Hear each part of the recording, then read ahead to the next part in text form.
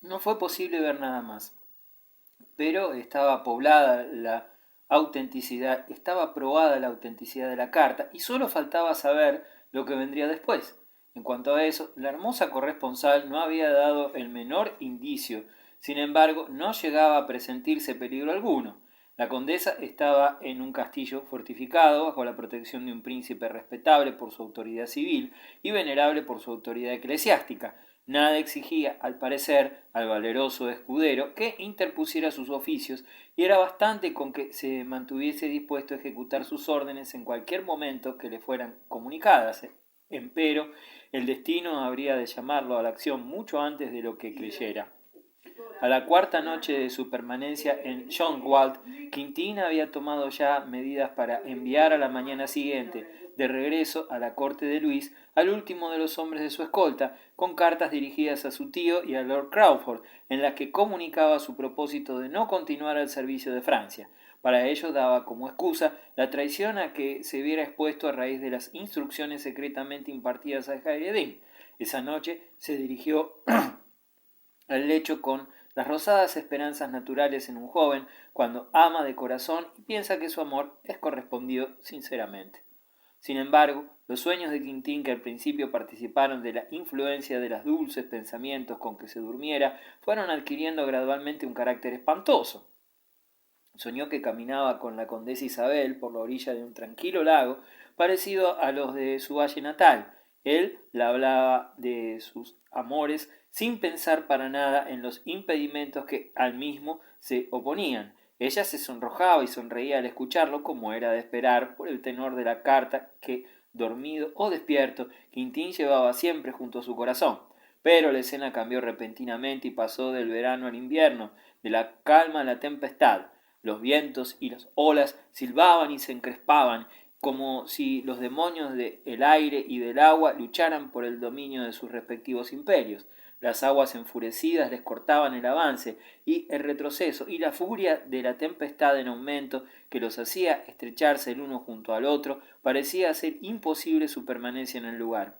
Finalmente, las agitadas sensaciones producidas por aquel aparente peligro despertaron a Quintín.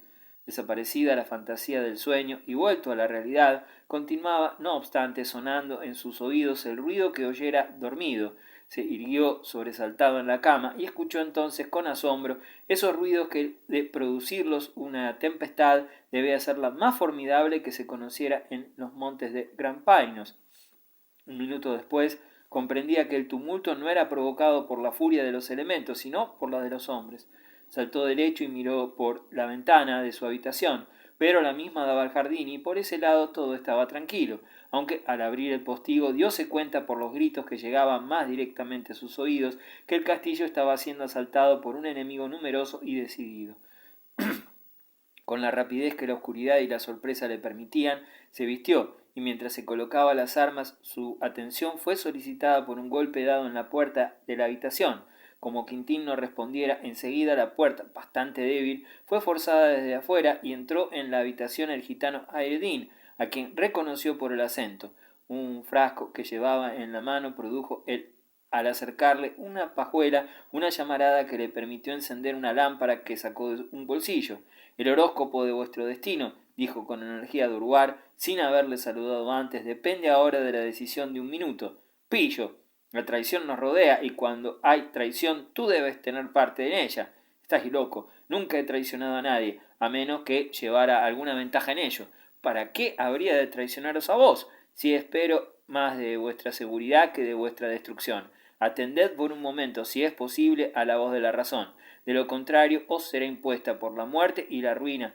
Los de Lieja se han levantado, los dirige Guillermo de la Mar. Con su banda, aunque hubiera medios de resistencia, su número y su furia los anularían, pero no los hay. Si deseáis salvar a la condesa y con ella vuestras propias esperanzas, seguidme, en nombre de quien ha enviado un diamante con 3 leopardos grabados. Vamos, guiadme. Por ese nombre estoy dispuesto a afrontar todos los peligros. Con las disposiciones que tomaré, dijo el gitano, no hay peligro, siempre que os sea posible apartaros de una lucha que no os concierne, porque después de todo, ¿qué más os da que el obispo mate a su rebaño o que el rebaño mate al pastor? Seguidme, pero con precaución y con paciencia. Dominad vuestro valor y confiad en mi prudencia. Mi deuda de gratitud será pagada, y vos tendréis por esposa una condesa. Seguidme. Os sigo, pero tan pronto como note el menor indicio de traición, tu cabeza irá a parar a 3 metros de tu cuerpo. Sin otras palabras, y viendo al gitano que Quintín estaba armado y vestido, se lanzó por las escaleras delante de él y atravesó rápidamente varios pasadizos hasta que llegaron al jardincito. Apenas podía verse alguna luz, y sólo se oía un murmullo, pero tan pronto salieron al aire libre, el ruido que llegaba desde el otro lado del castillo se oyó con gran fuerza, y percibieron los gritos guerreros de «¡Lieja! ¡Lieja! ¡Jabalí! ¡Jabalí!», que lanzaban los asaltantes, en tanto que los defensores del castillo, que acudían, aunque sorprendidos y en desventaja, gritaban más débilmente «¡Nuestra Señora! ¡Por el príncipe obispo!». Pero a pesar del espíritu guerrero de Quintín de Urbar, el interés por la lucha resultaba muy inferior al que le inspiraba la suerte de Isabel de Croix, que era de temer si no podía ser rescatada y llegaba a caer en manos de tan cruel libertino, que, al parecer, estaba a estas horas a las puertas del castillo. Aceptó la ayuda del gitano, como los enfermos desahuciados aceptan los remedios recetados por curanderos o charlatanes, y lo siguió a través del jardín con intención de atravesarle el corazón o separarle la cabeza del cuerpo al menor indicio de traición. Jairedín mismo comprendió sin duda que su seguridad pendía de un hilo, pues tan pronto como llegó al aire libre depuso su jactancia y sus sarcasmos, demostrando que se proponía comportarse con modestia, valor y diligencia. En la puerta opuesta, que conducía a las habitaciones de las damas, y a una señal hecha por Jairedín, aparecieron dos mujeres envueltas en largos velos de seda negra, que entonces, como ahora, usaban las flamencas. Quintín ofreció su brazo a una de ellas, que se tomó de él temblando y apoyándose en forma tal que de haber sido más pesada se hubiera impedido caminar. El gitano, que guiaba a la otra mujer, se encaminó directamente hacia la puertecita que daba al foso, y junto a la cual estaba amarrada la pequeña embarcación que había servido al mismo Jairedín para retirarse del castillo. Mientras se alejaban los gritos y ruidos denunciadores de que los atacantes iban a lograr su objeto y que el castillo estaba a punto de ser tomado, tan mal sonaron en los oídos de Quintín que no pudo menos que exclamar «¡Oh! Si mi sangre no estuviera irrevocablemente consagrada a esta causa, regresaría a la muralla a tomar parte lealmente en la lucha a favor del hospitalario obispo, y haría callar a algunos de esos bribones que incitan al motín y al robo». La dama, cuyo brazo se apoyaba aún en el suyo, hizo una ligera presión, como para recordarle que había algo que reclamaba con más urgencia su hidalguía que la defensa de Schönwald, mientras el gitano exclamaba lo suficientemente fuerte como para que se oyera. Ahora sí que consideraría una locura regresar a la lucha cuando tanto el amor como la fortuna exigen que huyamos. Vamos, vamos, con la mayor rapidez posible. Los caballos nos esperan más allá de esos arbustos. No hay más que 2 caballos, dijo Quintín, que alcanzó a verlos a la luz de la luna. Es todo lo que pude conseguir sin despertar sospechas, y es bastante. Vosotros 2 debéis utilizarlos para llegar a Tongres antes de que los caminos se tornen inseguros. Marta quedará con las mujeres de nuestra tribu, de quienes es antigua conocida, pues solamente residió entre vosotros para servir a nuestros fines cuando llegara la oportunidad. Marta, exclamó la condesa mirando sorprendida a la encubierta mujer, ¿no es entonces mi parienta? Es solamente Marta, repuso Jairedín. Disculpadme este pequeño engaño. No me animaba a quitarle ambas condesas de Croix al jabalí de las Ardenas. Malvado, dijo Quintín, pero no debe ser demasiado tarde. Regresaré a rescatar a la condesa Jamelina. Jamelina, murmuró la dama con voz confusa, está apoyada en vuestro brazo y os agradece su salvación. ¿Cómo? ¿Qué significa esto?, preguntó Quintín, separándose con menos gentileza de la que en otro momento hubiese tenido hacia una mujer de cualquier categoría. ¿Ha quedado detrás la condesa Isabel? Adiós, adiós.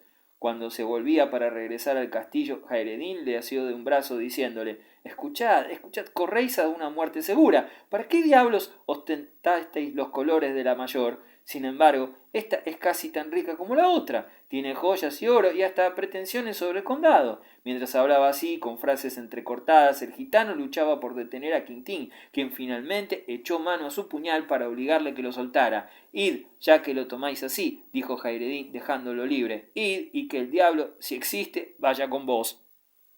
Tan pronto como quedó en libertad, Quintín partió hacia el castillo con la velocidad del viento. Jairedín, por su parte, volviéndose hacia la condesa Jamelina, vencida por la vergüenza, el temor y la desilusión, le dijo: «Ha sido un error. Levantaos, señora, y venid conmigo. Os proporcionaré, en cuanto venga la mañana, un marido más galante que este jovencito de cara afeminada, y si no os conformáis con uno, tendréis 20». La condesa Jamelina era tan violenta en sus pasiones como vano y débil su entendimiento. Igual que muchas otras personas, resultaba tolerable en los deberes comunes de la vida, pero en crisis como aquella era absolutamente incapaz de hacer otra cosa que proferir quejas y acusar a Jairedín de ser un ladrón, esclavo, impostor y asesino. «Llamadme gitano», repuso éste tranquilamente, «y habréis dicho todo junto». «Monstruo, me dijiste que las estrellas habían decretado nuestra unión, y por eso me decidí a escribir. ¡Qué desgraciada soy! Habían decretado vuestra unión, siempre que ambas partes lo deseasen, pero ¿creéis acaso que las benditas constelaciones pueden obligar a alguien a casarse contra su voluntad? Fui inducido a error por vuestras galanterías cristianas, vuestros obsequios y cintas, pero el joven prefiere la carne de ternera a la de vaca. Eso es todo. Levantaos y seguidme, y tened en cuenta que no soportaré lágrimas ni desmayos. «No moveré un pie», repuso la condesa obstinada. «Por el cielo que sí, os juro por todo lo que pueden haber adorado los tontos, que os entenderéis con uno que no vacilará mucho en desnudaros y dejaros atadas a un árbol, abandonada a vuestra suerte». «No», intervino Marta, «con vuestro permiso, no ha de sufrir ningún atropello. Llevo cuchillo lo mismo que tú, y sé usarlo. Es una buena mujer, aunque no tenga mucho juicio. Vos, señora, levantaos y seguidnos. Un error, pero ya es algo el haber salido sana y salva. Hay muchos en aquel castillo que darían toda su fortuna por estar donde estamos nosotros en este momento». Mientras hablaba, Marta le llegó desde el castillo de Jonwald un clamor en el que los gritos de triunfo se mezclaban con los de terror y de desesperación.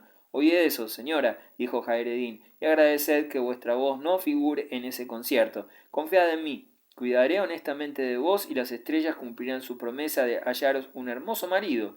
Quebrantada por la fatiga y dominada por el terror, la condesa Jamelina se abandonó a sus guías y permitió pasivamente que la llevaran a donde les viniera en gana. Llegaba a tal punto la confusión de su espíritu y el agotamiento de sus fuerzas, que la digna pareja, que más la arrastraba que guiaba, pudo conversar a gusto sin que la condesa llegara a comprender sus palabras.